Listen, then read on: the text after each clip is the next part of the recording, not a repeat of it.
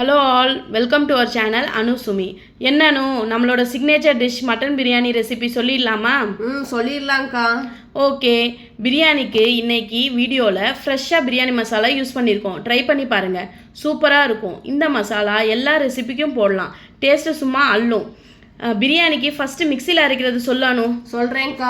மிக்சியில் சின்ன வெங்காயம், முந்திரி பருப்பு, பூண்டு, இஞ்சி, பச்சை மிளகாய், புதினா எல்லாத்தையும் சேர்த்து அரைச்சிக்கோங்க. அளவு டிஸ்கிரிப்ஷனில் இருக்குது, பார்த்துக்கோங்க.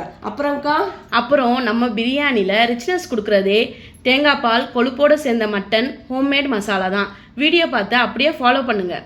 1 கப் ஜீரக சம்பா ரைஸுக்கு 1.5 கப்பு தண்ணி. இந்த தண்ணி மட்டன் உப்பு போட்டு வேக வச்ச தண்ணியும் தேங்காய் பாலும் சேர்த்து யூஸ் பண்ணியிருக்கோம். நீங்களும் அதே ட்ரை பண்ணுங்கள். ஒவ்வொரு பொருள் சேர்க்கும் போதும் ஸ்டவ்வில் சிம்மில் வச்சு பொறுமையாக எண்ணெய் பிரிகிற வரைக்கும் வதக்கிக்கோங்க. அப்புறம் அரிசி போட்டதும் கொதி வந்ததும் கலக்கி விட்டு மூடி சிம்மில் 15 நிமிஷம் வச்சுக்கோங்க. அப்புறம் ஓப்பன் பண்ணி பார்த்தா கம பிரியாணி ரெடி.